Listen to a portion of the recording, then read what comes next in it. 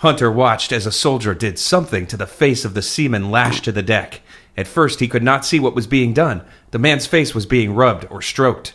Then Hunter realized they were smearing cheese on his face. Yar! I don't even own a television. Pirate Latitudes. 1, 2, 3. There are books that are good, there are books that are bad. There's some books so fucking awful you wish you never had read them at all. 'Cause a novel can ruin your life. Hey buddy, I don't even own a television. Thursday. April the 11th. Bay Area people, or people who just feel like taking a little trip. Yeah. I don't even own a television. The show you're listening to right now will be holding a live taping at the Beta Brand Podcast Theater at 780 Valencia in San Francisco. That's close to a BART stop. It is. It's easy to get to. Doors are going to be at 6:30. Show starts promptly at 7. Tickets go on sale soon. It's only $5. $5. That's literally cheaper than a taco in this city. I'll tell you this. If you're a Party Pit member, if you're a Patreon supporter, if you've sent us an email, I will give you the $5 back when you're on site. I don't give a shit. Just come out. It's not about the money. It's about the love. And we are going to pack the Beta Brand Podcast Theater so full of love, it's going to get a little, if I can use a J.W. Friedmanism, uncomfortable. Yeah, for sure. Nice intimate venue. It's the perfect place for packing it full of love. So come on out, but keep it in your pants. 6:30 p.m., April the 11th, 780 Valencia, Beta Brand, which normally sells clothes, but this time will be specializing in the taping of live podcasts. And what book are we doing again, Jay? Oh, we will be joining beautiful Bobby Langdon in his continuing adventures to unsolve or unravel the mysteries of the sacred feminine in Dan Brown's Inferno. So as you mentioned, Thursday. $5 for the whole seat. Odds are You'll only need the edge. And Bono. Thanks. Damn it. All right, welcome to I Don't Even Own a Television. It's a podcast about bad books. I am JW, your Hardy Friedman. And I, of course, am Chris. Will do it for the booty collision. And this time around, we're talking about a Michael Crichton book. Hooray! Returning to the Well. And, as Michael Crichton is kind of the spiritual father of the techno thriller in many ways. Well, not really. A practitioner of the form, at least. We figured it was good to get into his tale of software cracking, internet, lambasting. Jay? Uh-huh. I think you might have read the wrong one. Oh, wrong kind of pirates. Yeah. Oh, well, this is Pirate Latitudes. And apparently, this is about the boring pirates. Not the ones who rollerblade through their school with crazy haircuts. Oh, that would have been so much better. Michael Crichton's Hackers. I guess that would just be Hackers. Yeah, I was thinking. I'm like, what would differentiate that? Not much. Higher production values. Yeah, maybe a little bit bigger budget. maybe less interesting character names. Wildly less interesting character names. Wildly less interesting characters. A middle-aged man inexplicably put at the center of this stirring tale involving high school students. Yeah, like Michael Douglas, for some reason, is also a hacker. Oh my God, it would have had to have been Michael Douglas. So, yeah, this is a book by Michael Crichton about pirates, the yo-ho-ho kind of pirates. And almost every noun in the sentence you just said needs an asterisk after Actually, it. that's true. So I guess before we really do anything, we should do a plot in 60 seconds so people know what we're talking about, right? If it's possible, yeah. Okay, well, here is a song. Nobody knows if you finish or not. You've got 60 seconds to give them a plot. Plot in 60 seconds. All right, so in Plot in 60 Seconds, Collision, you were going to have exactly 1 minute to sum up this nautical seafaring tale of excitement and adventure on the high seas. Are you ready? I'm ready to get after it in pursuit of that booty. And yes, I am going to continue making that joke. Sweet. All right, begin. Captain Charles Hunter, a Harvard-educated seaman, has been asked by Sir James Almont, governor of Jamaica, to go steal some Spanish treasure as a privateer and not, I cannot stress this enough, not as a pirate, which is why this book is called Privateer Latitudes, not Pirate Latitudes. No. Hunter puts together a crack team of definitely not pirates, including French ninja assassin Sanson, cross-dressing Eagle-Eye Lezu, shit-hot boat pilot Mr. Enders, and 2 other characters whose names are ethnic slurs. The team performs the heist more or less admirably, securing the treasure, killing the supervillain Spanish Captain Kazaya, who we find out 3 pages before he dies, killed Hunter's brother, and then they save Sir James's niece, a vegetarian suspected of being a witch. Then a sequence of 3-page action scenes: hurricane, desert island, cannibals, giant squid again.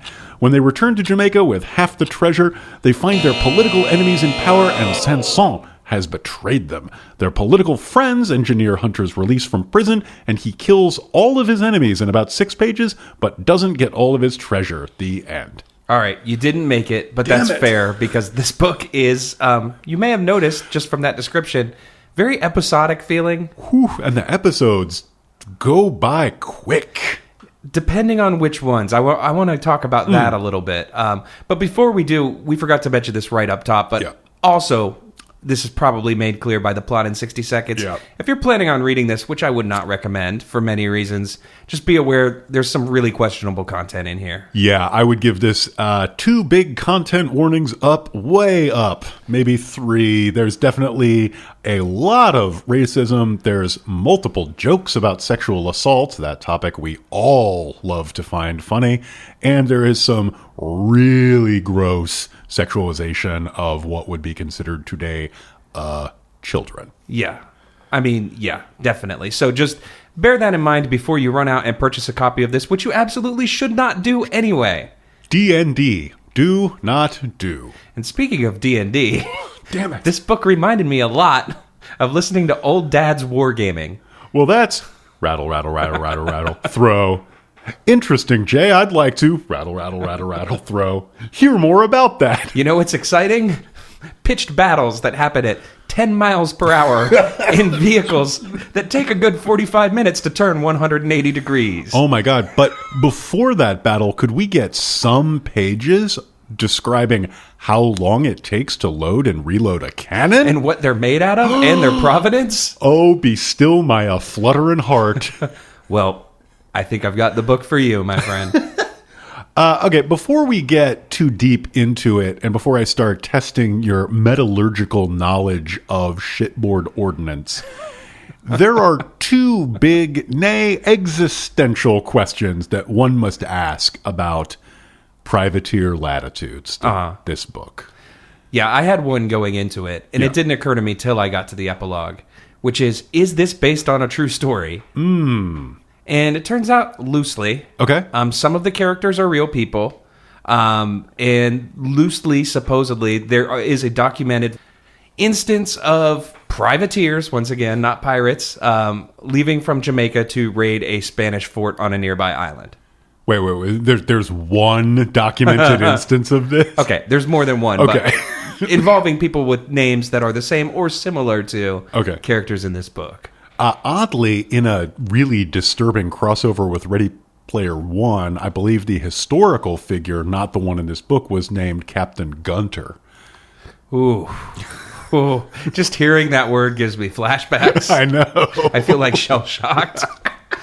All of a sudden, like, my mind is, like, filled with, like, DeLoreans and fucking, like, for some reason, RoboCop is, like, playing a Flock of Seagulls song on guitar. Oh, God. Beam me up, Scotty. There's no intelligent life down here. Well, blame President Will Wheaton, my friend. I blame Vice President. Is it Cory Rudy Doctorow. Oh, it was a Cory Doctorow. I thought it was either Rudy Rucker or Are You Serious? Are You Serious is way too cool of a pull for Ready Player One. I feel like he and Doctorow were like buds at one point. They probably that might have been were. a few years before. Also, I don't know what the fuck I'm talking about. So if I'm wrong, I already said I probably am. Yeah. No, I sincerely doubt that Ernest Cline has any knowledge of Mondo 2000 or any of that weird, like, actual cyberpunk, as opposed to the kind that, you know, is portrayed in video games with the word cyberpunk in their name. I ever tell you about the first issue of 2600, the Hacker Quarterly I ever bought? It had a very long thing about using, I forget what it called them, but basically edged weapons to prepare yourself to use them after the apocalypse, and had a long thing about how to take a double-bladed decorative axe, replace the handle with an axe handle, because that would be psychologically effective if you came after somebody with it. And I thought to myself, as a very young and very stupid person, this seems like it was made up bullshit. And in case you think that weird internet culture is something new or unique, this has been going on since the 80s, early 80s. Yeah. I was definitely on AOL by then, and I was definitely 1 or 2 years removed on either side from thinking, you know what, that actually sounds like a pretty good idea with respect to the axe. If I read that in a magazine today, I would just go buy an axe. If I had read that 2 years before I read it, I would have just gone and bought an axe. So this is why I so carefully curate what I'm allowed to read now, because I'm just such a gullible chode. I would have gone to the cutlery store in the mall with the giant animated Swiss Army knife. Oh my God. Which we've talked about in the past. Cutlery World, I believe, is the name of one chain. Also, Excalibur is the name of another chain, as listeners informed to us. They are great places where you can buy sets of flatware for eating dinner, and also replica swords for some reason. And you go in there and you're like, wait, are you guys all LARPing from Lords of Chaos? And they're like, what is that? We just really like swords. Speaking of swords and swashbuckling, you had an existential question as well. So I'm glad your question was answered. And it actually wraps up quite a lot of the problems I had with this book. Apparently it was just too true to be interesting. I want to read one sentence from the jacket copy, and then I want to ask you a question.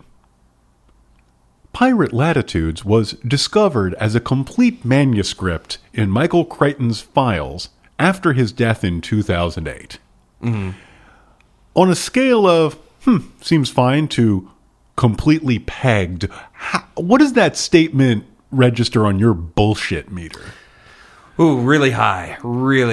Like, probably high 9s, I would say. Yeah. Because saying that this was a complete manuscript, this is one of the most padded books we've ever read. And with the endless succession of 3-page action scenes in the back quarter of the book, it reads exactly.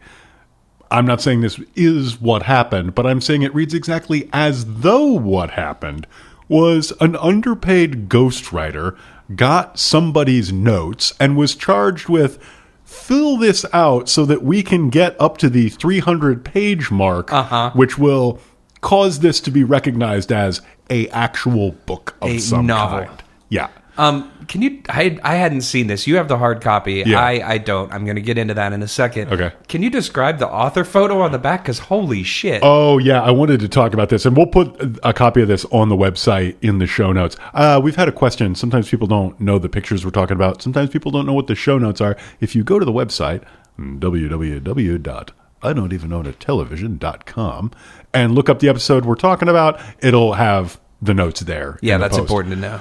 So it's a middle-aged white guy, this author photo, and he's real close to the camera, like real close to the camera, and he's given kind of that one skeptical Spock eyebrow, which you can do. I can't do that. Yeah. And I've been jealous of people who can do that my whole life. Well, the secret is, aside from me, your name has to end with "ock."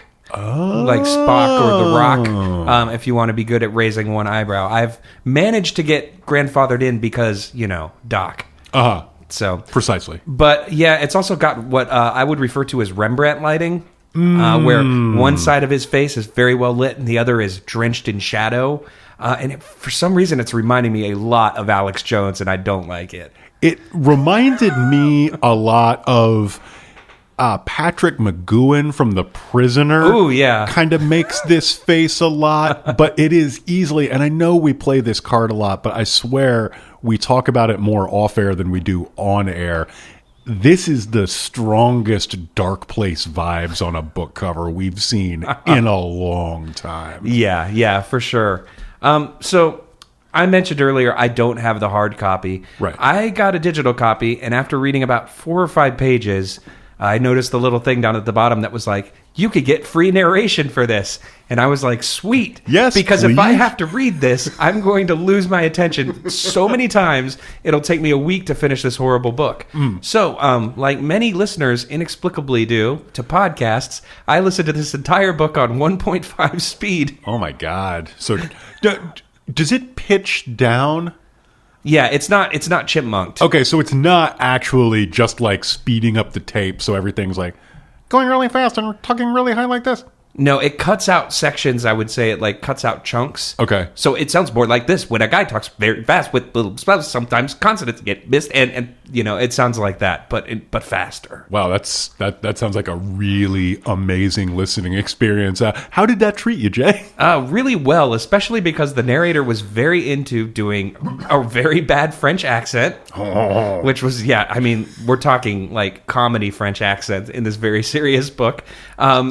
Also, Very like serious. to do the high-pitched woman voice, which is one of my favorite things that book readers do. And in addition to that... Oh, Captain Hunter! Exactly.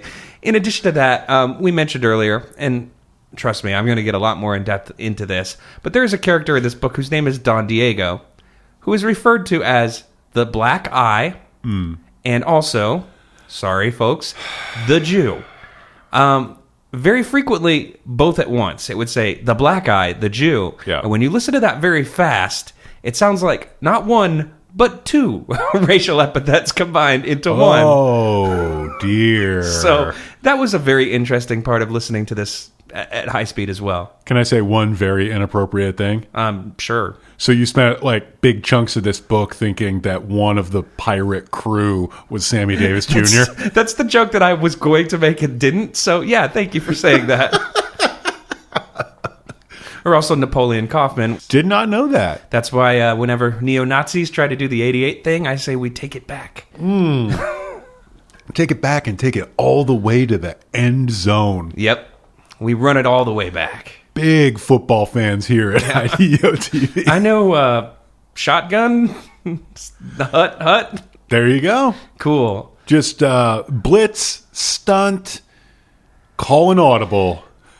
I can't even pretend I do know a lot about football because I worked on a football video game for like 3 years of my life. So unfortunately, I do know more about the 3-4 fucking quarter zone and shit like that than I'd like to. To the point where whenever Nickelback would tell that bullshit story about how their name was because one of them used to work at Starbucks and he'd have to give people a Nickelback as change. It's like, no bullshit. You guys named your band after the extra defensive back in a football formation and then didn't want to admit you're a bunch of jockos later on.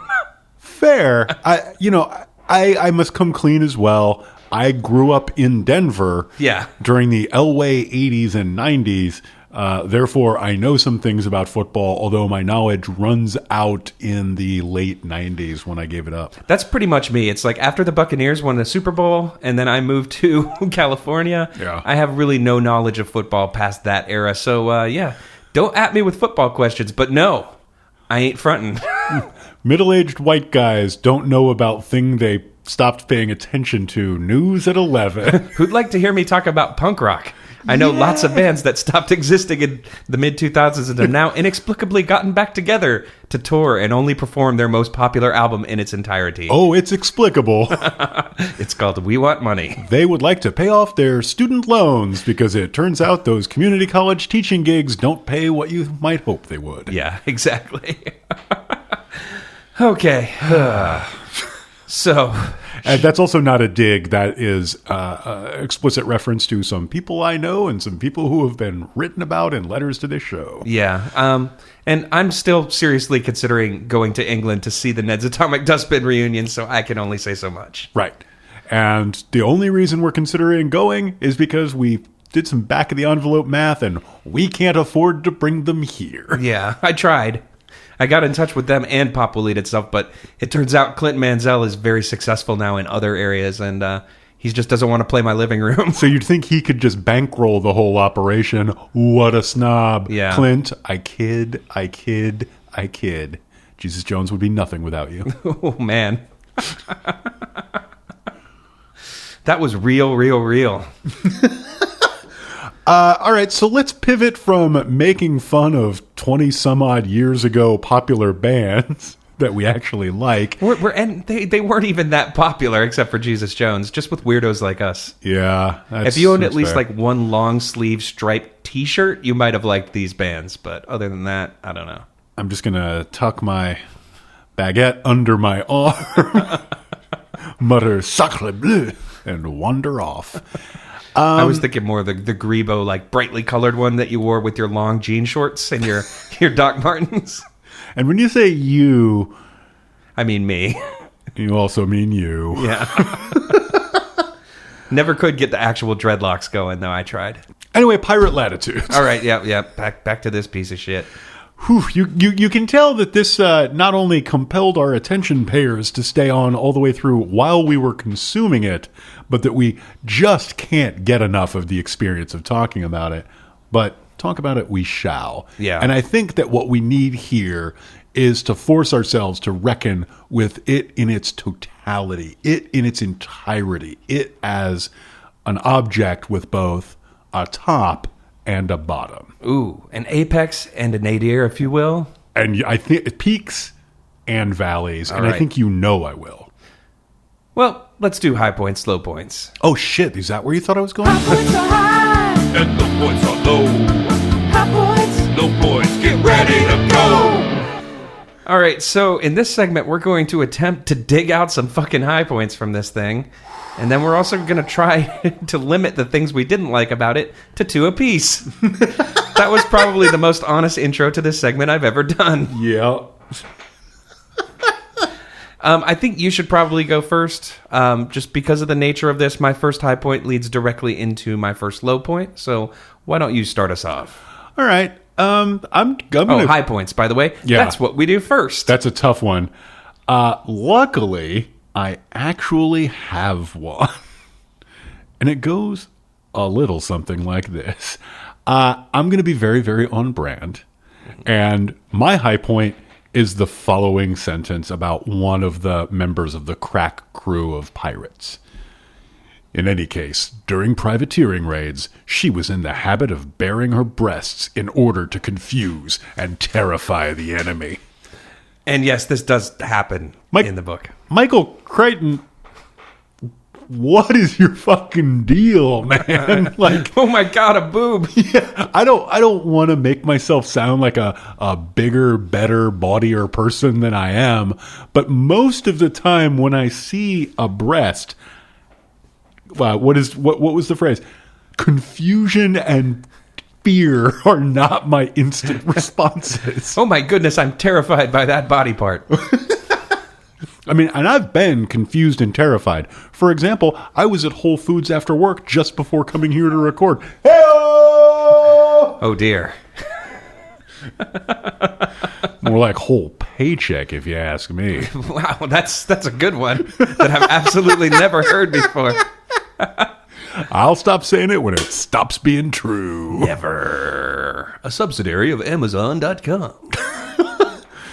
Why not listen to this book on Audible? Why not review it on Goodreads? Why not have a snack at Whole Foods? Why not enter your mind, body, and soul into the never-ending ecosystem of horrible corporate products designed to spy on you, make your life miserable, more expensive, and exploit workers? If Alexa isn't listening to you, who is? Alexa, can you de-unionize some warehouse stockers, please? Zing! All right. Alexa, can you cause to be delivered to me some mason jars that I can pee into because I don't have enough time to take pee breaks for my job? Yeah, seriously. Oh, God. Anyway, just thinking about this bums me out even more than reading this book. But I've got to do a high point here. Please. So I am going to do a high point. Climb up the mizzen mast into the crow's nest. This one I think is pretty serious, and I think it's a valuable high point. There's a lot of writing and fiction and movies and stuff about yo-ho-ho pirates, me hearty, and stuff like that. And what usually tends to get omitted is that the history of, well, in this case, privateering, but what we would call piracy is very much rooted in imperialism and colonialism and involves a lot of exploitation of native peoples, a lot of just straight up racism, slavery, things like that. That tends to get glossed over in popular culture a lot. I feel like this book actually does a decent job of kind of including that stuff. I mean, to the point where there's villains who actually give straight to the camera monologues explaining that privateering is like piracy hired by states so that they can be more capitalistically rapacious in extra legal ways without declaring war. Yeah. Right. Like that speech happens maybe 3 times. It's a little of the, Mr. Crichton, you said the quiet part loud. Oh no, you've laid it all bare, sir. Yeah. But anyway, now but you're right. It's a very, very good point. There's like very casual mentions of, wow, the natives on this island sure gave us trouble. Past tense. Yeah, exactly. And especially, when we're talking about Jamaican politics, which is a good part of the first half of this book, I would say it occupies a shit ton of it. Yeah. There's a lot of talk about basically beating a native populace into submission so that they can be ruled via colonial force exercised by the British Empire. So I found that kind of fascinating. However, as we transition into low points, my big low point, I think, is not glossing over that history is really frequently used as an excuse for horrible shit. As we mentioned, there's just a lot of very, very bad stuff in this book. There's a lot of racist slurs. There's a lot of sexism. And I know if you were to ask Crichton, I'm sure he would have told you when he was alive, this is a period piece, man. I'm just telling it like it is. But you don't have to get as detailed and gleeful about describing this stuff as he does. And this book seems to take great joy in pointing out the hideous reality of fucking colonial life back then. And that's a problem. Yeah, that actually leads me to my first low point really well. I don't know what it is about people who don't normally do historical fiction when they try historical fiction that makes them want to get real sleazy and grimdark. Oh, I have at least 6 or 7 notes, because my notes here are pretty much, since it was an audiobook, just a stream of consciousness of me reading this. And so many times I was like, did you have to go there? Yeah. And I just want to give a couple of examples, because not only is it sleazy and grimdark, it's just incredibly lazy. So there's one moment where a character's talking about Spanish sloth, French elegance, and English craft, meaning cunningness in this sense. Mm-hmm. And it's like, yeah, I remember those jokes having a lot of currency when I was in high school, and a bunch of people who knew every ounce of French-English history that they knew because of Monty Python thought cheese-eating surrender monkey was the height of humor. But the problem is, this entire book is predicated on the notion that there are such things as Spanish sloth, French elegance, and English cunning.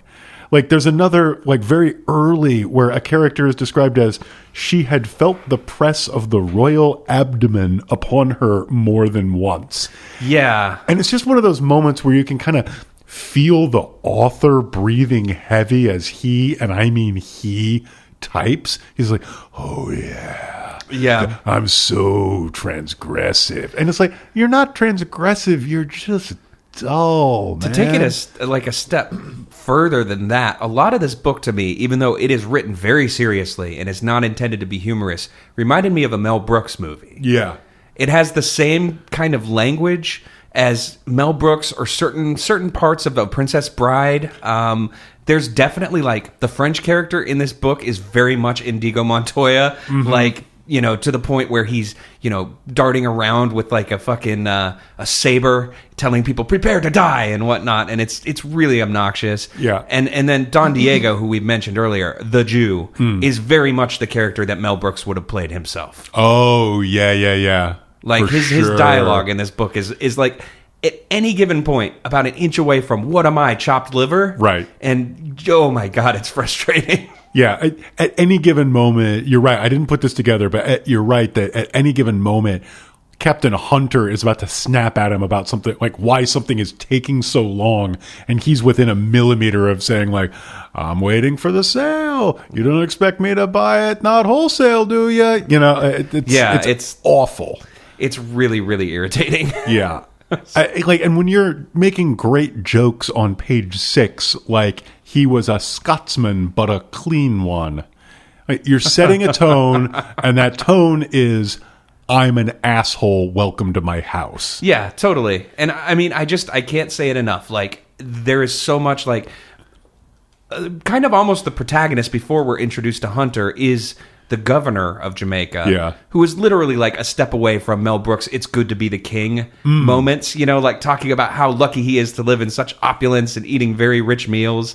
And one of my favorite parts of the book actually is, I would say the opening section is very slow paced to the point where to the point where there are literally lines like, "Hurry up, get to him at once. We must talk about this at dinner." Which, to me, hurry up, we must talk about this at dinner is one of the most unintentionally hilarious things I've read in a long time. There are about 7 pages devoted to his process of getting out of bed, getting dressed, and getting ready to face his day.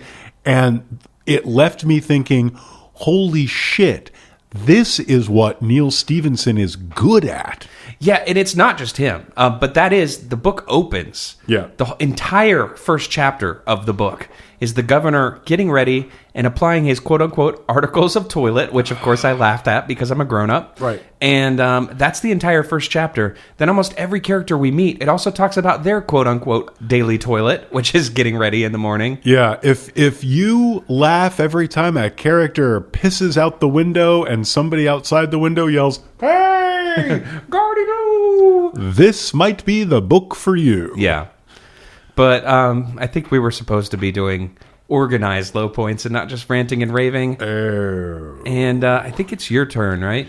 It is. I don't want to go too deep into this just yet, but about a quarter of the way through, there is what I think is legitimately the worst sex scene we have ever read. Yeah.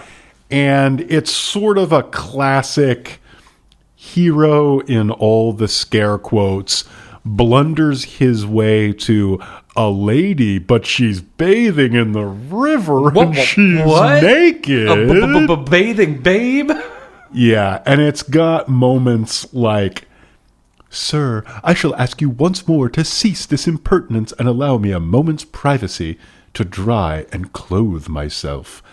In reply, Hunter walked down to the edge of the water, took her hand, and hauled her onto the rock, where she stood dripping and shivering, despite the warmth of the sun. She glared at him. "You'll catch your death of chill," he said, grinning at her discomfiture, 'cause he's a cool dude. Discomfiture.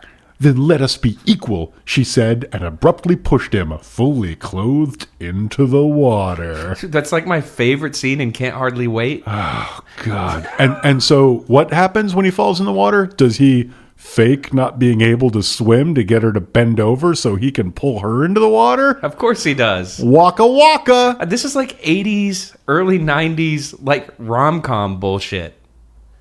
I don't know. I really did not like it. "In daylight," she said in a horrified voice, and those were her last intelligible words. Oh, damn, that means they started fucking. And she's just started a hooting and a hollering with the fucking noises. You know that moment when Ted Nugent blamed his tinnitus in one ear on too many shotgun blasts, loud guitars, and screaming women? I had never heard that, but it surprises me absolutely not at all. That is marginally more charming than that scene was to this reader. It's a good point. It's a really good point. So that point was low. Low as the Marianas Trench as a pirate sails above it. Okay. All right, so my second low point has to do with something we've alluded to quite frequently. The pacing of this book is all sorts of jacked up. And as you mentioned, I think it's because it was not completed by the original author. It's essentially divided into 3 sections. The first section is kind of the build-up to the adventure, right? This takes up approximately, I would say, 50% of the book. Then we have the adventure itself, which is very short, and kind of like 8 little short stories jammed together. And then we have the ending, which is about 20 pages, and just mostly involves our hero going around killing everyone who has wronged him. It basically turns into some sort of stealth video game. I was thinking Assassin's Creed, yeah. Yeah, where every mission is to sneak into somebody's apartment and slit their throat, and so you do. Yeah, and that's the end of the book. Yeah. But the first part of this is so fucking slow. You know, as we alluded to, like there's entire chapters of people putting their clothes and scent on in the morning. There's entire chapters of just people having conversations about who's arriving on a ship.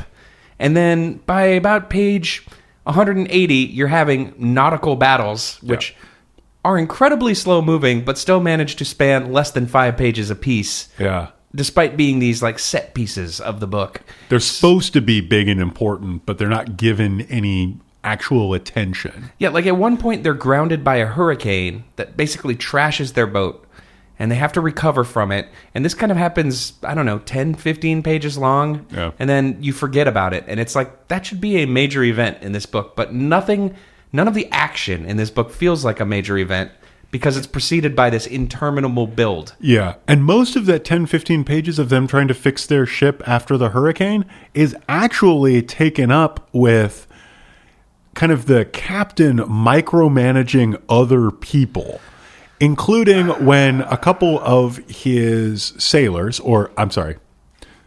when some of his seamen... If you liked laughing at the word semen like I do because I'm a child, there's some good parts of this book. Exactly. There's phrases like sleeping semen. Yes. That happened to me a lot when I was a teenager. Semen scattered over the shore. Been there. Yeah. That's weird. There's places I can never go back to, Jay. Okay, that's good.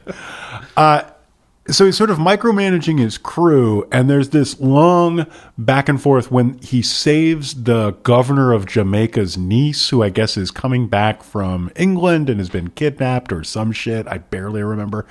He saves her, and then his seamen try to kill her because they think she's a witch. And then 2 pages later, and this is a supplemental low point for me, in the most pointless reveal in literary history, this artifact extruded by the fucking Michael Crichton estate gives us a page and a half where she retires to her cabin and does what? That's right, lays out some candles, does some conjuring. Why? Because she's a witch. Holy shit. Does this come up even one other time in the book? No. Does it matter at fucking all? It might have something to do with the Kraken they encounter? Or no, that happens before. There's 2 Kraken encounters. One is before, one is after. It has nothing to do with anything, and it is the worst. It is so fucking pointless. I will say, this book does have a weird obsession with witches that accomplishes nothing other than providing my favorite paragraph in the book, which I think hit home to me because I was listening to the audiobook, and the narrator really imbued it with some gravitas. So I'm going to try to give you the experience that I got. So you're going to get your narrator voice on? In a world. Almont looked at the demure, blonde young woman. He was not inclined to believe she was a witch. Sir James knew a thing or two about witchcraft. Witches had eyes of strange color. Witches were surrounded by cold draughts. Their flesh was cold as that of a reptile. And they had an extra tit. I'm sorry. I can't not laugh at that. I'm sorry. I started hallucinating there. Could you read the actual last sentence of that again? Because there's no way I heard that right. Their flesh was cold as that of a reptile. And they had an extra tit. Holy shit, dude. This is a book that was sold to adults. Also, I asked you to read the last sentence. I know for a fact you read the last 2 sentences. No, that was a comma, my friend. Oh, it was a comma. Okay, so it wasn't I thought it was period, new sentence, and an extra tit. No, that was just the way the narrator of the audiobook read it, and I think it's because he took as much pleasure in it as I did. I like to think that he didn't do it the first time, and the producer kind of buttoned in and was like, I'm sorry, Steve. Can you hit that one just a little bit harder? A little more oomph on the extra tit, please. Yeah. Rolling. Orson, it's so beautiful. You roll your R's so beautifully. So that was my low point was the pacing. We need one more low point from you. I don't think that's possible, but okay, I've got some. This is actually a very personal low point, and I'll understand if not everybody will see this coming. Mm-hmm. Or will find common cause with me on this. Our initial protag, our initial kind of point of view character, Sir James Almont, the governor of Jamaica, is a wealthy and not particularly active man and suffers from that plague we all know to love, gout. And at one point, we read the following. Feeling the twinge of pain in his left toe, Now, I don't want to talk too much about my own body on this podcast. Why not? It's a hot one. It's true. It's a rockin' bod. Thanks, I appreciate that. I don't have a left toe. I have a left foot. Yeah. And on that foot... Oh, that's a good point. There are, in fact, multiple toes, none of which would be most comfortably described as the left one. Now that I think about it, the left toe varies depending on which foot it's attached to. Does Michael Crichton not know how bodies work? I think there's some strong evidence to back that up. He thinks boobs are terrifying and confusing. Especially extra ones. Yeah, anyway, that just bothered me to no end because it's just part and parcel of how lazily this entire thing was crapped out and used to extract money from people in airports. And that's not right, man. Yeah. Even if you're dead, don't do that. Don't do that from the grave. Even if you're, you know what? My friends, I want you to do one thing for me. And that is sit down and add a codicil to your will that says, after I pass, you are not allowed to publish lazily written pirate fiction under my name. Yeah. I beg you, everybody listening to this podcast, do me that one solid. Even if you don't have a will, write one now, just with that clause. Exactly. Who cares where the money goes? Just no shitty pirate books. Right. That would be amazing. Can you imagine, sweeping the nation, estate lawyers everywhere, baffled and confused? What is the root of this inexplicable request? In my mind, I just thought of a group, a very dramatic scene of a group of 12 estranged family members coming together in a lawyer's office, and he opens the will and reads, and it's just no shitty pirate book shall be written under my name. Oh, that's it. Okay, everyone, see you later. Yeah. Guess you guys can battle royale over the remains. Okay, so I need a high point. This is a very specific high point. It was just one thing that I thought was kind of badass. When there's a character whose name I barely even remember, but he is the sole black character in this book. I'm pretty sure his name is a racial slur, so I don't really want to say it. But it is a pretty badass moment when he's being antagonized by some Frenchmen because he's had his tongue cut out and he can't speak, but he's playing cards with them and he keeps beating them at cards. And eventually one of them gets up and challenges him to a fight. Another one talks about pulling a gun on him. And this dude pays in advance. He calls a server over, gives him money in advance. And it's explicitly described as the other guys didn't know he was paying in advance for all the shit he's about to fuck up in a bar fight. And then he proceeds to, beat the tar out of them and destroy half the bar in the process. But I just thought that was such a slick move. Like, I'm just going to pay the bartender for all the shit I'm going to break in here when I kick your ass. It's even classier than the stylish Frank Sinatra move of getting in the bar fight, trashing the place, and then peeling off a couple big bills and throwing them on the chest of your vanquished enemy. Yeah. Which is not for them, by the way. No. That's for the proprietor to use to clean up the joint. Yeah. And so that happens. It's awesome. And then he gorilla presses a dude like the Ultimate Warrior, which is pretty awesome too. So, yeah. So I owe you a high point. And a hockey reference. And, and a hockey reference. So my...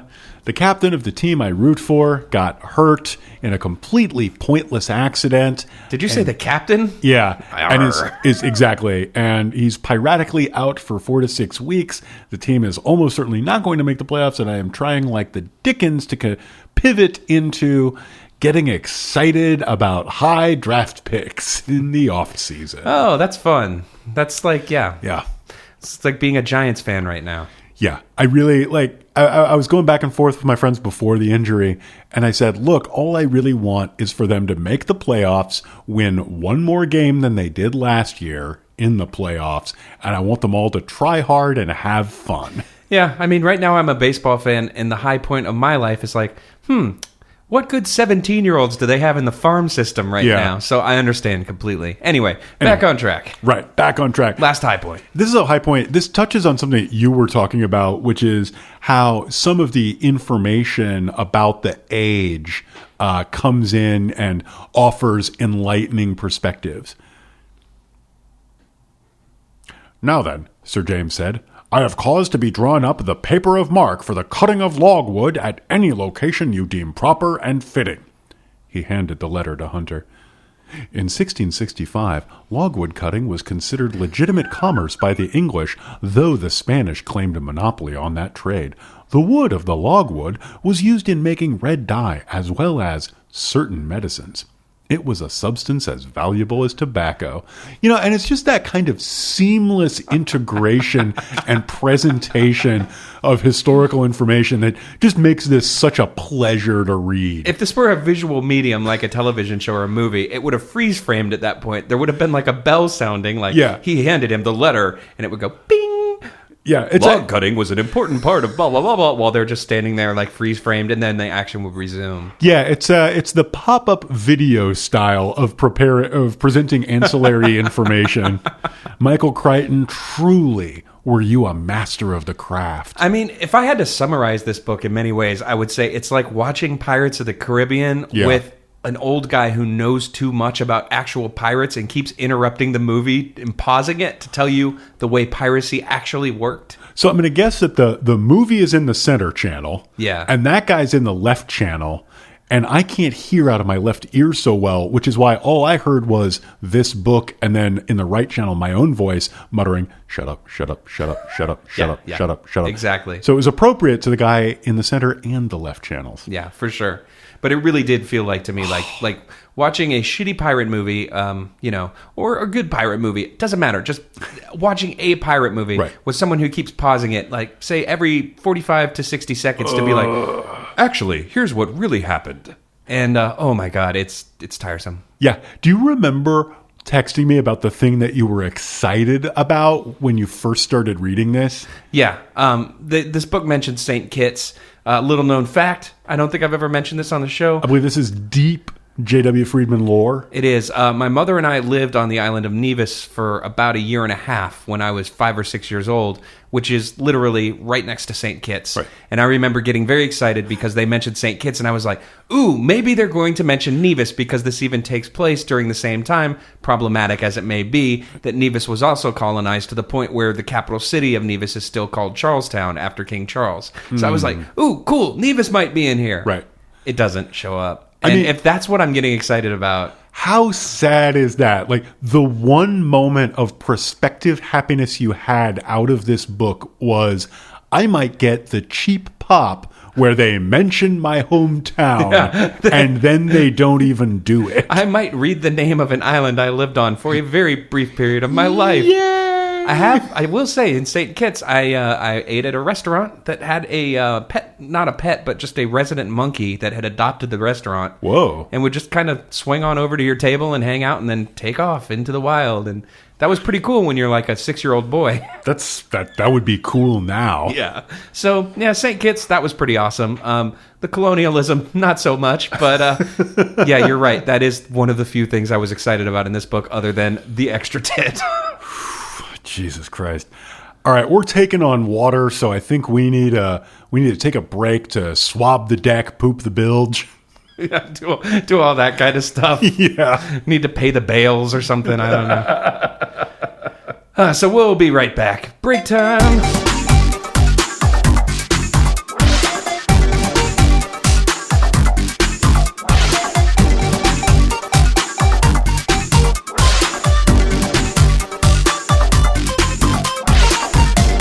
Welcome back, me hearties and stuff. We're still talking about Pirate Latitudes. You know, a while ago, we read a Jimmy Buffett book, and we did have a change in attitude. So it was eventually inevitable that we would have a change in latitude as well. How disappointing is it that we're doing a book called Pirate Latitudes, and it's not another Jimmy Buffett book? It's instead a fake Michael Crichton book. Pirate Latitudes, if it were a Jimmy Buffett book, would just mostly be about a modern-day adventure on a yacht sailing to some sort of Caribbean island so you could sip pina coladas at a resort. Oh my God. That is 1,000% true. Would read, by the way, would enjoy more than this. There would probably be pigs involved, and then everyone would get real confused. It's a little bit of a bummer, but you're right. I would also say that the most surprising thing about this book is that at no point is there an explanation of which one is latitude and which one is longitude. That is surprising, although a whole lot of rum does get imbibed throughout this book, although it's referred to as what? The God Killer? The Devil Killer. Devil Killer. Devil Killer. Jeez, fucking video games have you been playing? Way too many of them. That's the problem. The God Killer. That's like some total anime bullshit. Yeah, exactly. That's a Final Fantasy sword that you think is going to be the one you want, but then it turns out it's not the one you want. Yeah, it's like you get the God Killer, but then like 2 towns later or something, you can buy the Universe Eater, and it's like, oh, fuck. God damn it. I wasted all those gil. Gil? I'm a red mage. I'm a blue mage. I sing songs. I just want to sing. Okay, and we've now moved into the segment of there's no good segue from that. I'm like, Final Fantasy songs, but whatever. We've moved into the part of the show where we do games and segments. And we're going to start off with the most latitudinal segment in podcasting history, dramatic readings. Dramatic readings. We're gonna make it sound recorded. Dramatic readings. Yeah, I got some words for you. Is latitudinal a word? I don't know, but now it is. I mean, let's get piratey. You better chest yourself unless you rest yourself into the grip of a sea monster. Let's get piratic, which is a word that's used at least 800 times in this book. You'd think you couldn't shoehorn that into a page 3.5 times per page. You'd be wrong. This book loves to use words it doesn't need to use. Like, people aren't ambitious in this book. They're full of ambitiousness and do things ambitiously. Yeah. It's really fucking obnoxious. Extremely true. Everything about this book is obnoxious. And, is there a way to drive that point home more and better than just reading long segments of it to you? I think not, sir. Well, let me begin, because I feel like I've chosen a piece that really illustrates this. This is our privateering Captain Hunter. The rest of his name I do not remember. It's just Hunter. The Harvard-educated seaman? Yes. Oh, yes, he did go to Harvard. He is a seaman, and his name is Hunter. Damn, Hunter said. He turned and looked back at the galleon in Monkey Bay. She rode easily at anchor. The tide was in, and it was abnormally high. Damn, he said again, and returned to his ship. He was in a foul mood, pacing the decks of his ship under the hot midday sun, pacing like a man trapped in a dungeon cell. He was not inclined to polite conversation. and it was unfortunate that Lady Sarah Almut chose this moment to speak with him. She requested a longboat and crew to take her ashore. "To what end?" he said curtly. In the back of his mind, he wondered that she had made no mention whether he had visited her cabin the night previous. "What end? Why, to gather fruits and vegetables for my diet. You have nothing adequate on board." "Your request is quite impossible," he said, and turned away from her. "Captain," she said, stamping her foot, "I shall have you know that this is no mean matter to me. I am a vegetarian, and eat no meat." He turned back. "Madam," he said, "I care not a whit for your eccentric fancies, and have neither the time nor the patience to oblige them." "Eccentric fancies," she said, coloring, "I shall have you know that the greatest minds of history were vegetarian, from Ptolemy to Leonardo da Vinci, and I shall have you know further, sir, that you are a common drip knuckle and a bore." Hunter seriously. Tell him, sis! Hunter exploded in an anger matching hers. "Madam," he said, pointing to the ocean, "are you aware in your monumental ignorance that the sea has changed?" She was silent, perplexed, unable to connect the slight chop offshore to Hunter's obvious concern over it. "It seems trivial enough for so large a ship as yours." "It is for a moment." "And the sky is clear." "For the moment." "I am no sailor, Captain," she said. "Madam," Hunter said, "the swells are running long and deep. They can mean only one thing. In less than 2 days' time, we shall be in the midst of a hurricane. Can you understand that?" She's about to get rocked. Yeah. And this Like is, a of course, the hurricane. scene where she gets very impressed with Hunter and decides that, he's very cool.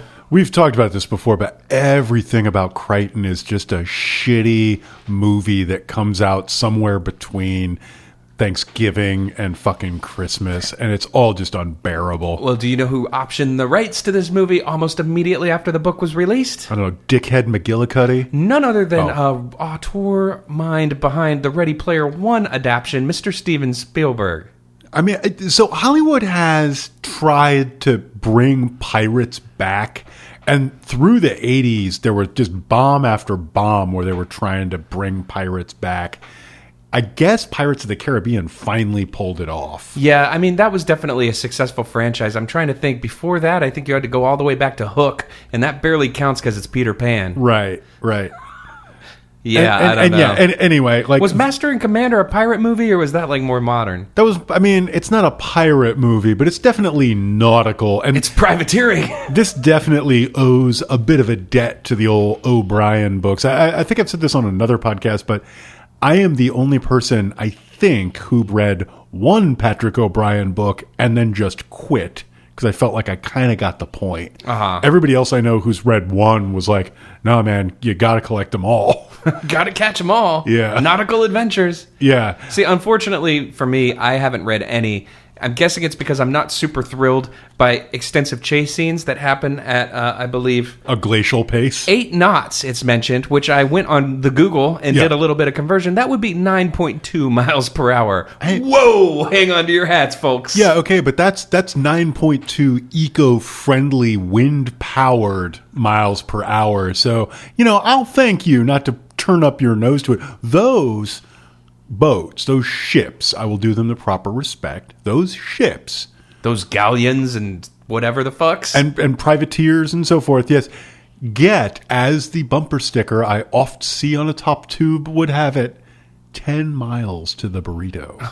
God, I hate those stickers. Also, as a cyclist myself and a burrito eater, that's not outstanding mileage. No, that's pretty shitty mileage. You're not burning off enough carbs to make up for the burrito. No. I also want to mention, if you live in a metropolitan area right now, you're probably seeing your city invaded by these rental kick scooters, which are the most annoying things on the planet. Yeah. Here in San Francisco, one of the main companies behind them tried to justify it and literally made the statement that riding a kick scooter, the kind of scooter that children ride where you push off with your feet, is more eco-friendly than walking because you consume less calories and spend less energy. And just hearing that makes me angry to the fucking core. I want to inaugurate a new game, which goes like this. Given a statement that stupid, was it a marketer who came up with it or an engineer who came up with it? Show your work. Probably both. But yeah, no, that's seriously a point someone was trying to make. Is like, look, this is actually better for the environment than walking the 4 blocks between your bus stop and work, because when you're on a scooter, you're burning basically no calories and you don't have to eat food to make up for it. Also, you're probably breathing less hard, less carbon dioxide. It's totally true, dude. That's a greenhouse gas, my man. It's a good reason to let these horrible pieces of junk take over your municipality. It's a good reason to make sure that nobody actually can walk down the sidewalk because they're cluttered with unsanctioned, unpaid for parking. Yeah. All of a fucking sudden. You know you're in San Francisco when you see someone in a wheelchair have to jump the curb to get past a mound of discarded rental scooters. Yay, Bay Area. I love Fuck living that here. shit. Anyway, sorry. My day-to-day life is not at all a documentary on unintended consequences of assholes. Yeah.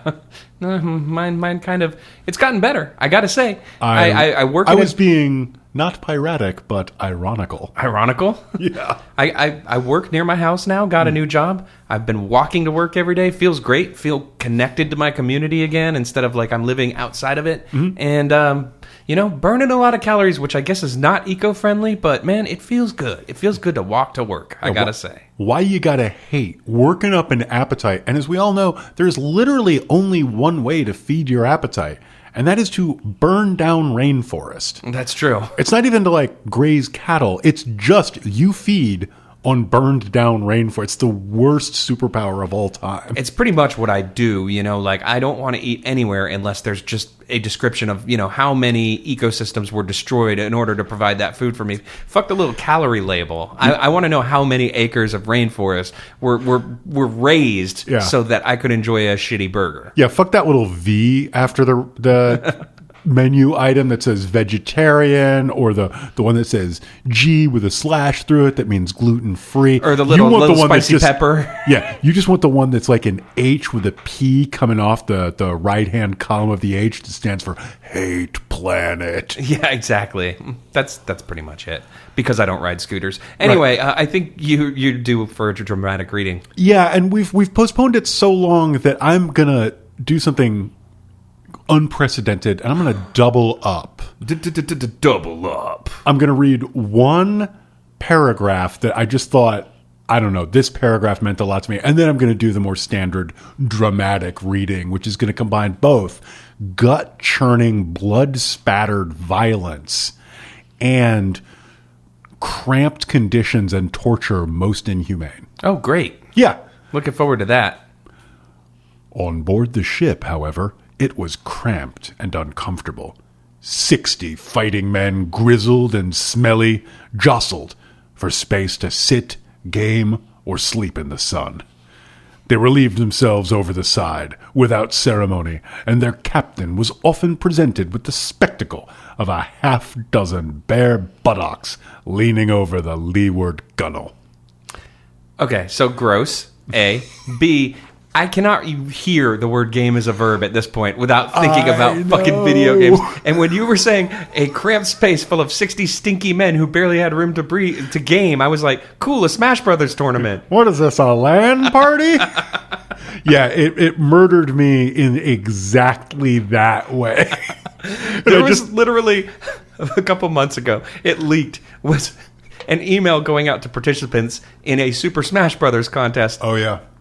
Telling them basic hygiene because apparently it's such a problem in their community that people have to be told to shower and use deodorant regularly. Apologies if this is your thing and your game, but what's the word I'm looking for? Collect your people. Get them in order, please. Yeah. Like, before you come to where the other people are, wash yourself and then clad yourself in clothes that haven't been worn since the last time they were washed. Yeah, good point. Like, it's just good manners. At least 3 people are going to email us and be like, well, a lot of them are sponsored and they have to wear this shirt and blah, blah, blah. Oh, well, tell your sponsor to send you more than one shirt. You know what I do when I'm working a strike and I have, at most, 2 branded T-shirts that I can wear for the strike? Is every night I get back to my place, and this is after usually a bare minimum of a 14-hour day, and mostly spent on my feet talking to strangers like I love to do. And I take off that shirt and I wash it in the sink with some Dr. Bronner's. And then I hang it up in the bathroom, and I grab the shirt that I did that to the night before and prepare to wear that the next day. It can be done. You don't even need more than 2 shirts. Well, that's cool and all, Mr. Manual Labor. However, Yeah. I think if you spent all day trying to triumph over the masses of fighters using nothing but Kirby and your wits, you'd think differently. You know, one of the only times I've ever been tagged in a post on Facebook was to call me out for how excruciatingly bad I was at Mario Kart. A gamer, I'm not. Yeah. I can concede that. I'm okay at the games where you're just playing the computer and you can just really abuse your saved games. Yeah, I'm not...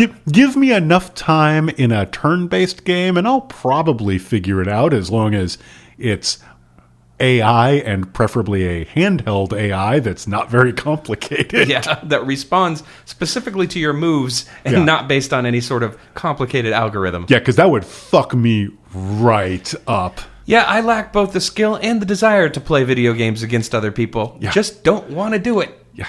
Although Heresy, I will say. I don't know. I remember many years ago we took a little break to play a little Splatoon. That was kind of fun. That's Even fun. though I don't know if I've ever been worse at a game than I was at Splatoon. Splatoon is fun. I've been playing some FIFA. I tried to play it online. Wow, do not play FIFA online.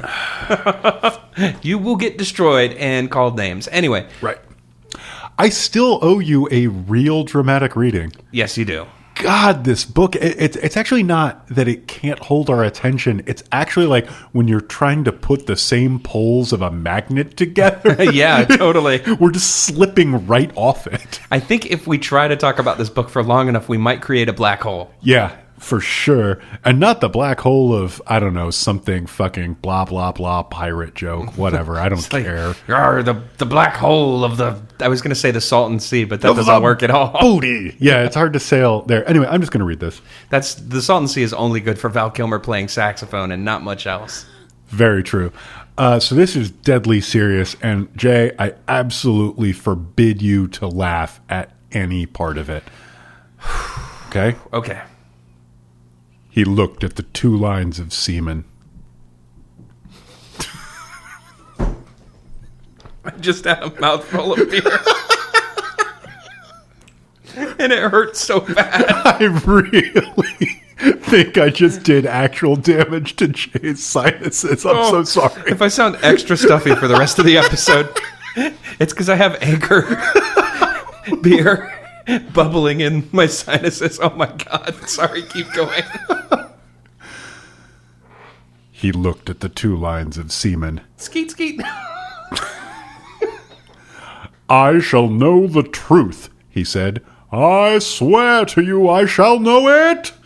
He spun to his first mate. Take them below and lock them, he said. He nodded to Hunter.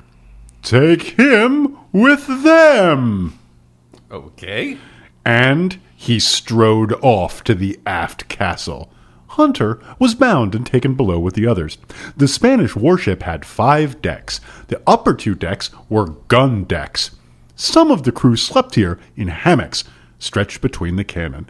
Next were quarters for the soldiers. The 4th deck was given over to storage of shot, food, block and tackle, fittings, provisions, and livestock. The 5th and lowest deck was hardly a deck at all.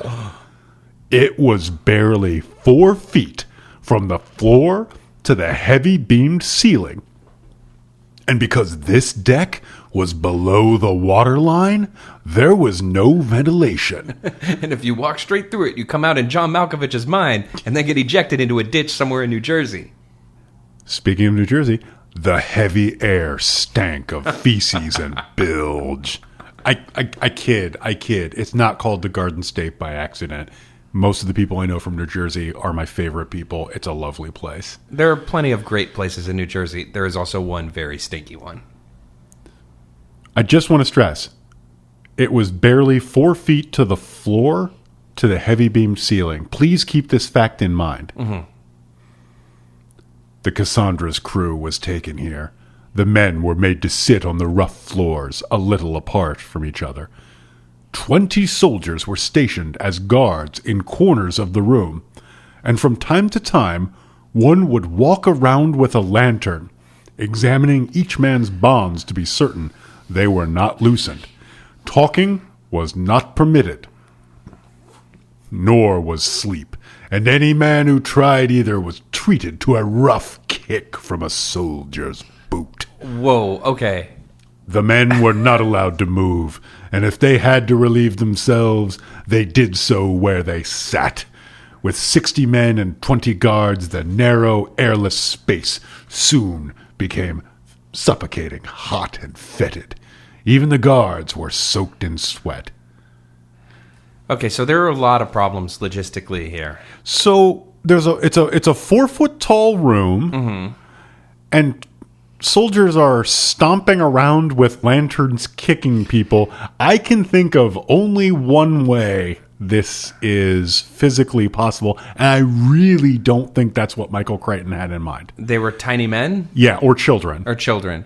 Yeah, because sub-4-foot soldiers. Otherwise, I mean, if you're listening to this somewhere where you're not in public and won't get embarrassed, or better yet, if you are somewhere where you're in public and might get embarrassed, I challenge you to crouch and kick at the same time. Right.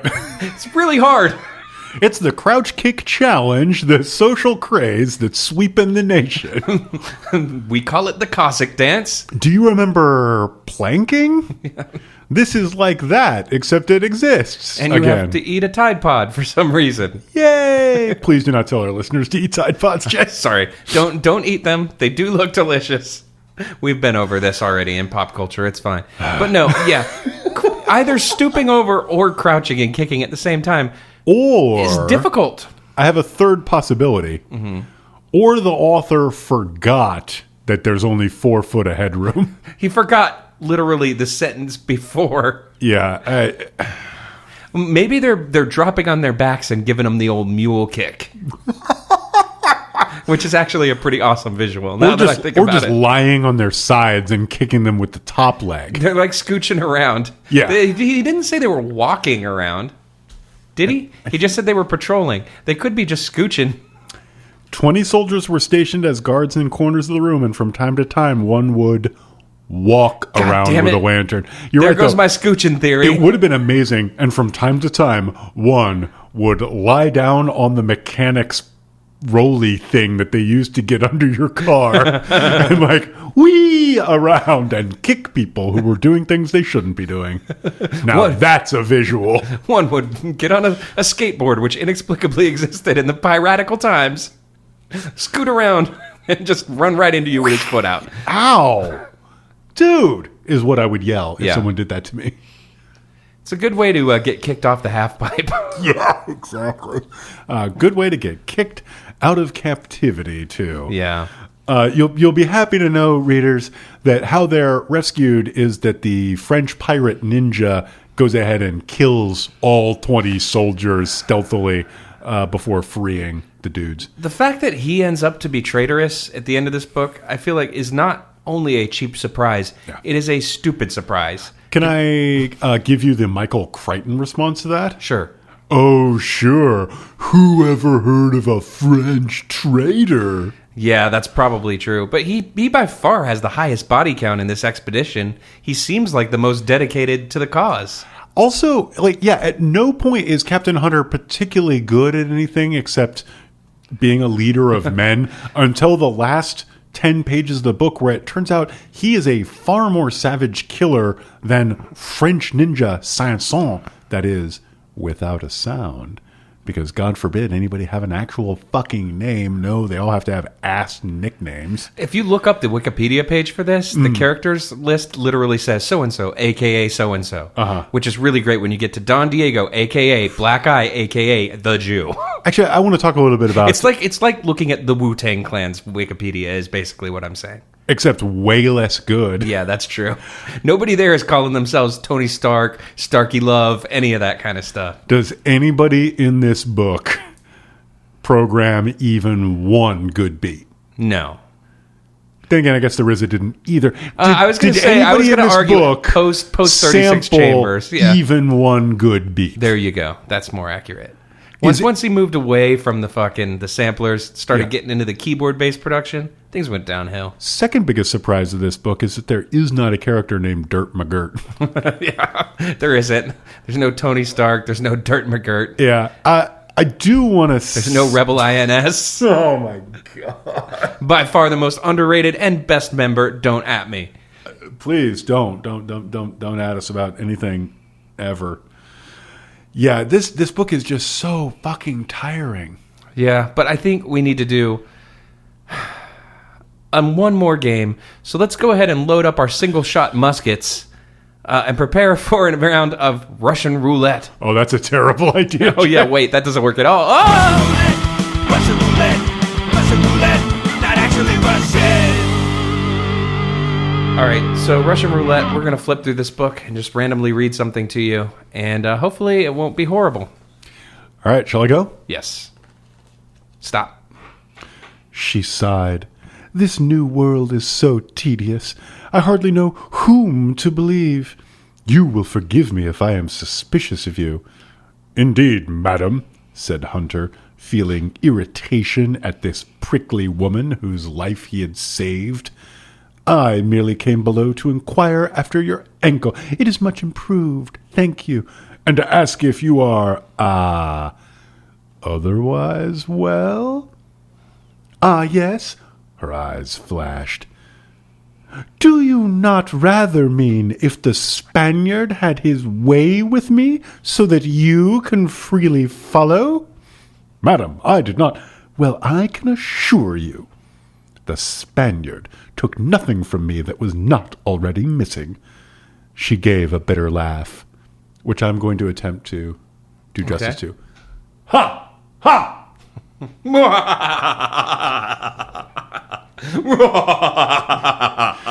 That's not bitter. That's more Machiavellian, like evil. Oh, okay. That's just the way I laugh. Sorry. It's true. It's really creepy.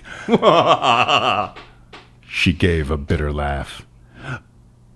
But he did it in his fashion. Okay. In the manner of the Spaniard. Ooh, I just invented a new tongue twister. The Maniard of the Spaniard. In the manner of the Spaniard. In the manner of the Spaniard. I need unique New York. I need unique New York Spaniard. A proper cup of coffee from a proper coffee... Fuck! That's a hard one. It is. Would you like to roulette this Russianly? Yes. Not in the manner of a Spaniard. Go! Stop!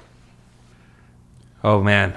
Just in time for some exciting naval action. Are you ready? You know it's going to be good when there's a long pause, a heavy sigh, and then, oh, man. 600 yards.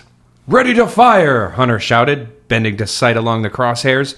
He was lined up for a midships hit, but as he watched the Spanish warship move forward slightly, he was now lined on the aft castle. So be it, he thought, as he gauged the rocking of El Trinidad through the crosshairs, getting a sense of the timing. Up and down, seeing clear sky, then nothing but water, then seeing the warship again. The clear sky as El Trinidad continued her upward roll.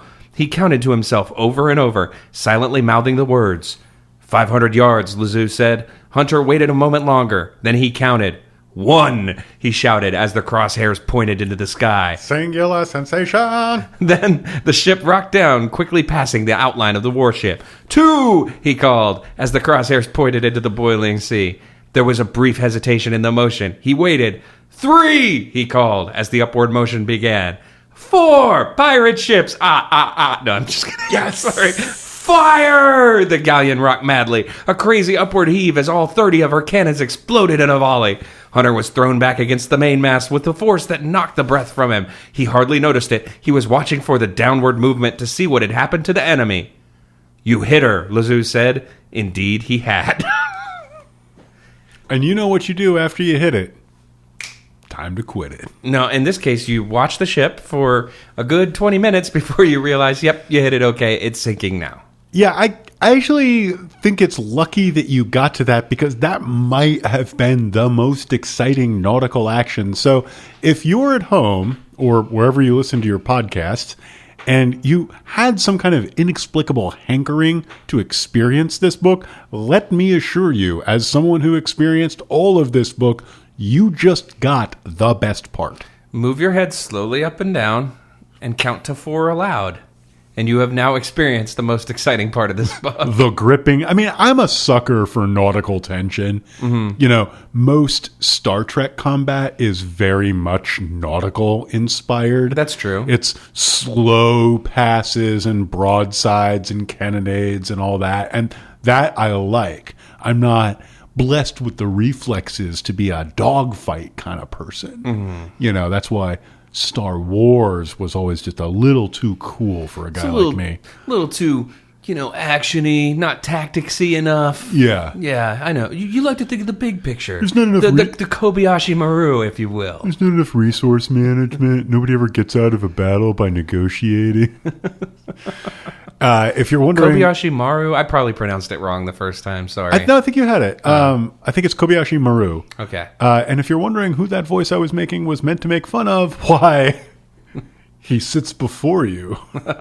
Oh, it's you. It's me. The Star Trek fan. I like me some fan. Trek too. Although to be honest, my least favorite part of Star Trek is the spaceship battles. If you're such a Star Trek fan, why don't you have a comm badge tattoo? Haven't gotten that desperate for tattoo ideas yet.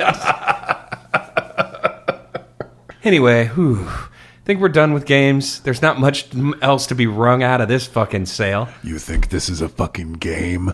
There's no games here. Yeah, this is nothing but the most serious, piratical, dramatical, never taking a sabbatical. You know, one thing I do want to mention... Coming at you one time, automatical. Before we break, and I encourage you to continue doing that throughout. I wasn't joking. I want to ask you a question, Jay. The big heist that our pirate bros do, well, pirate bros and one sis do, is that a seafaring heist? No. No. It happens on land. It happens on fucking land. And is there an incredibly long scene that appears to be a completely straight-faced ripoff of the movie scene that led MST3K to go over and over and over again? Rock climbing, Joel. Yeah. Oh, man, I forgot about that. Yeah, there's like a 10-page rock climbing action. And that's only notable because nothing else in this book takes more than... Okay, so there's a 10-page heist. There's a 10-page rock climbing scene. There's a 9-page getting dressed scene. And everything else, including sick-ass Kraken battles. That's like a page and a half max. Yeah. So this book definitely gives you what you want, what you really, really want, if that's a description of a guy climbing a rock in a windstorm. Well, I really do want a zig-a-zig-ah, which means read 9 pages about people crouched in the bushes waiting for soldiers to pass. Oh, it was so good. Yeah, you could really feel the character who other characters mostly call Don Diego, but who the narration of the book... We get 100% of the time, even when saying Don Diego or Black Eye first, refers to as the Jew. The Jew. Don Diego. The Jew. Jesus. Yeah. I have at least 4 notes that are like, enough already. We get it. He's Jewish. I've heard Alex Jones rants that call somebody the Jew less. Oh, God. That's really awful. Let's take a break.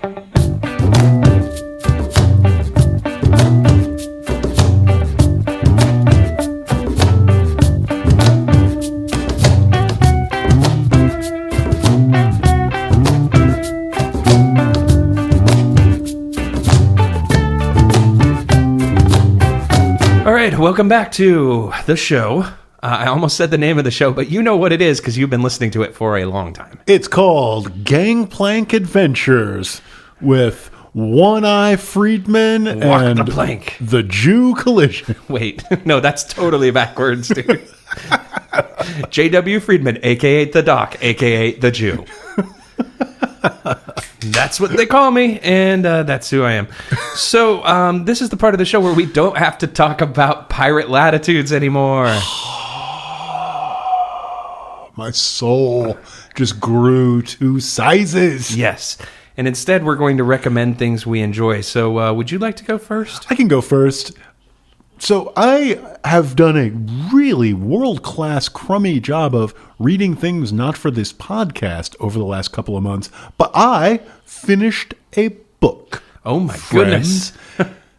And it was good enough to recommend and good enough as a practice to recommend. So it was a book of short stories by Charlie Jane Anders, and it was called 6 Months, 3 Days, and 5 Others. And it's a book of short stories. Not all of them are going to work for any given reader. Not all of them worked for me. The ones that worked for me, I really liked. I think Charlie Jane Anders has a little bit of the Stephen King thing where what her goal is not necessarily what she's actually the best at. I think what she wants to do is big idea science fiction and big twist science fiction, kind of that Robert Sheckley Twilight Zone style thing. But what she's really good at is kind of a portraits of domestic life and the goods and the bads in that. But what I really, really liked about it is I kind of got in a rhythm of reading a short story before bed. Yeah. And that was just such a fun thing to do. I don't know why I never did that before. I might just be recommending that as much as I'm recommending the book. But the book is good. If you see it, pick it up. I think you'll like it. Now, I know sometimes I'm not opposed, but like kind of, if I see a book and I'm interested in it and then I see a short story collection, I'll be like, oh, well, this isn't going to hold my attention for long enough. And you forget about the joy of just reading something short and being like, oh, hey, that was cool. Yeah. And that's why I really have started to read a lot more anthologies and things like that is, there's some really good ones out there. You know what's cool. amazing is just banging out a short story on your lunch break. Yeah. And you're like, I just put something interesting and possibly beautiful into my life in a few minutes. That is going to make the rest of my work day that much better. So, in a rare and amazing occasion, we're both recommending actual books. What? And not only that, we're both recommending books with numbers in the title, which I found kind of amusing. Fucking love numbers. I also fucking love Numthers, the CBS procedural from a few decades ago. Is that like Bones? Bones? Yeah. Bones, yeah. Or 7 with the 7, the number 7 instead of the V. Or I believe that would be pronounced Seven. I think it's actually called Sasevinen. Oh, right. Actually, I went to high school with a Finnish kid named Sasevinen. I made this joke before. Still so pissed. The 4th Transformers movie was not called Transformers. Oh, but that's such a self-imposed error, right? Like, you had it. It was right there waiting for you. It's not like anyone's taking those movies seriously to begin with, so you might as well have gone with the shitty pun. Yeah, exactly. And then the 5th one should definitely feature a stealthy Decepticon infiltrating the realms of human power by transforming itself into a mid-sized bottle of liquor. That's right, a 5th. Transfifthmers. Yeah. Is that the one with John Cena? No, that's Bumblebee. Oh. Okay, so I finished a book for pleasure. I started it. I liked it so much. I finished it the same day I started it. I stayed up until like 3 a.m. to finish this book. I brewed a pot of coffee, and I was like, I am not going to sleep until I'm done with this book. It is a first novel. It's by a guy who's mostly known as a travel writer named Stuart Turton, Turton. It's called The 7 1/2 Deaths of Evelyn Hardcastle. It is a murder mystery. I don't want to say anything else about it. If you like murder mysteries and you like solving puzzles, read this book. Don't Google it. Do not even read the blurb. And I am not normally a person who believes in spoilers. Like, I think a good narrative can be enjoyed even if you know what's coming. But for me, the huge enjoyment of this book was repeatedly getting gut punched by revelations. And if you Google it, like even like the 1-sentence capsule summaries of this book will give away, admittedly, something revealed very early, but what really hooked me and was like, I have to finish this right away. So, The 7 1/2 Deaths of Evelyn Hardcastle by Stuart Turton. It's a first novel with a lot of the problems of a first novel, but it's such a rad premise that if you are into mysteries, you will fucking love it. Awesome. Okay. So moving on, sometimes people write to us, sometimes we read them, and that means we've got a lot of letters. A, letters, B, letters, C, letters, D, letters, E, letters, F, letters, G, letters, got a lot of letters. Oh, a package is being opened. And this comes to us from whom? Did I use whom correctly? Co-host of Literature Podcast? So this comes from multiple-time writer-inner and multiple-time package sender Grace, fake last name that I'm about to blow completely out of the water. And I think I know in part what some of this might have been motivated by. And that was some ill-chosen statements by yours truly on the topic of an extremely popular band a few episodes ago. Uh-oh. And I just want to say, everybody, I hope that you know that the person alive who I think has the most ridiculous taste in music imaginable is me. If I make fun of a band, I am not under any circumstance to be taken fucking seriously. It's all meant in fun. As we've said many times, it's okay to like things. And as I like to point out, one of my favorite things in the world is pro wrestling. Right. So just please remember that I enjoy men pretending to fight each other. When I make a joke about something you like, there's a very good chance your taste is better than mine.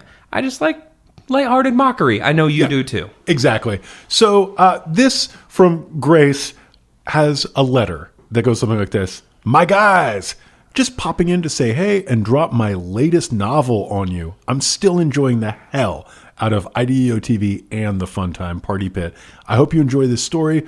Lots of love. Grace, fake last name.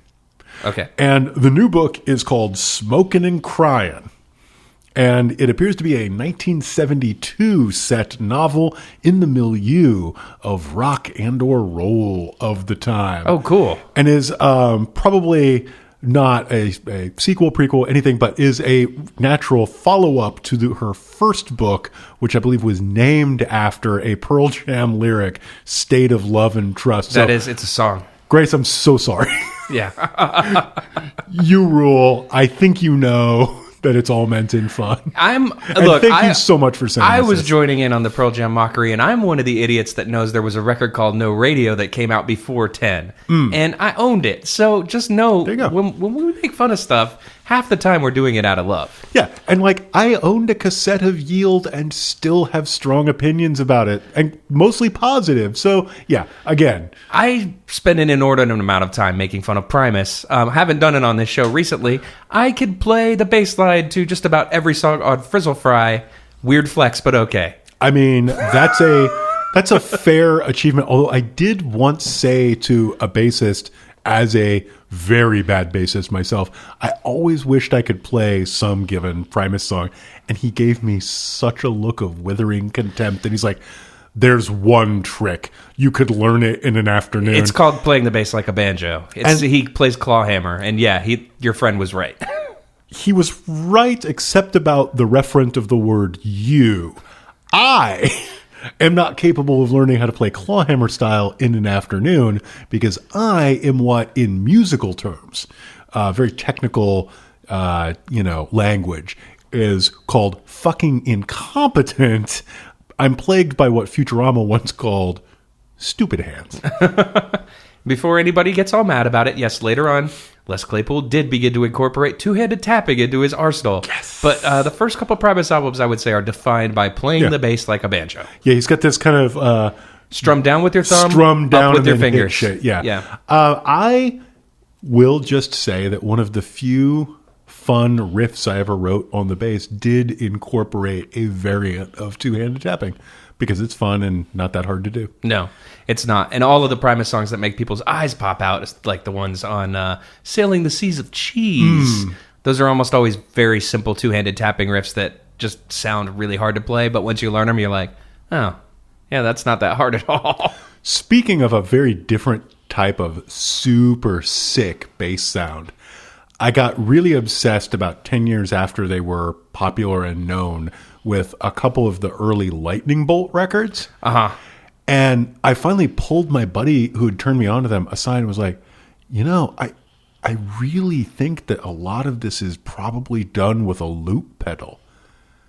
And he looked at me like I was the stupidest person alive because I had literally been trying to just figure out not how to do it with my own hands, which would be impossible, but I was just trying to figure out mechanically how somebody could be doing like a quick arpeggio on the little Weedley strings and this big like womp, womp. As a thought womp, exercise? Womp. Yeah, no, I was just kind of trying to figure out, and I basically... My idea was, okay, so you'd have to basically cross over your hands. And have a Chapman stick or something. Exactly. Yeah. And like, no, the answer is you play the Weedley part once into your loop pedal and then hit the play this for an hour button. I was going to say, I've got really bad news for you about Don Caballero, but I know you hate them anyway, so. Is it, they weren't very fun to listen to? It's the loop pedal, my friend. Oh. Man, that band it really seems like it was a lot of fun to be in. Yeah, I'm sure they had a great time playing their songs. I like a lot of their songs. Yeah. I know you do not. But I also like listening to extremely good musicians masturbate. And that's essentially what's going on. Exactly. Yeah. Anyway. Actually, did you ever hear the record they put out that is just them master? No, I'm sorry. That didn't happen. I've listened to 5 of those records, my friend. Moving on, I just wanted to acknowledge also, it did not come with another amazing letter we got. Yeah, well, it did not actually come with a letter to the show. It came with a letter to me, but from a listener who is also a personal friend, CK, who sent us an amazing set of matching crab hats and a near X-rated photograph autographed by none other than professional wrestler and sex symbol extraordinaire Joey Ryan. So thank you very much, CK. Best thing about the hats, they match. Second best thing about the hats, I've been wearing it as we record, and it helps me not see the distractingly attractive, hairy, naked man currently over the monitor here in stately Satellite Manor where we do our recording. I hung it up directly above my computer. I am not joking. So any day when I'm working from home and I look up, I mean... This is a pretty suggestive photograph. Let's just say, I don't know what this wrestler's nickname is, but based on that picture, it could well be The Package. He's the guy who suplexes people with his dick. Look it up on YouTube, folks. Anyway. So, yeah, it's very fitting for that. So thank you very much. Yeah, thank you so much. Everybody who writes in, if you would like to write us an electronic mail, you can, in fact, do so at I don't even own a television at gmail.com. No spaces, no underscores, no funny business, and I can't stress this enough, no nudes. Yeah, no nudes. Getting tired of the nudes, fellas. And if you open up a letter with something like, "Sup, nerds," we're not going to read it. You don't know us like that. Yeah, exactly. I'm an extremely cool dude. Me too. Who spent significant time trying to figure out how to play an obviously multi-tracked lightning bolt bass line. I'm a significantly cool dude who hangs up autograph frame photos of barely clothed professional wrestlers. Boy, I just can't understand why you didn't take that one into the old new office. Well, I was going to put it on my desk, but I was like, new job. Got to give him a couple weeks before I bring in incredibly baby oil covered hairy men in you can't even really call that as wrestling trunks. That is a straight up Speedo. That's just plain a Speedo. And are his thumbs hooked into the front of yon Speedo, pulling it down? Oh yeah. This is mere inches away from being pornography, but I love it. I love it so much. Is he wearing a hot pink bandana around his neck? Of course he is. He's Joey Ryan. Well, you wouldn't want to catch cold. Yeah. And you might. Yeah. You're not wearing much, my man. Yeah. Anyway. If you want to find us on social media, good luck. We're out there.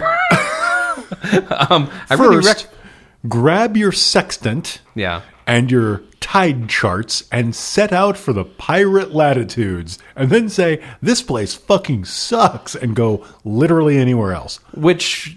we mean the I don't even own a television fun time party pit, which actually doesn't suck at all. It's the one good part of Facebook. It's really good. There's not quite enough pictures of cute animals. Get after it, party pitters. Yeah, cute animals would be good. Yeah. Lots of crab content, unlike this book, which we haven't mentioned. Oh, unbelievable. How do you set a book 98% on a beach or in a boat?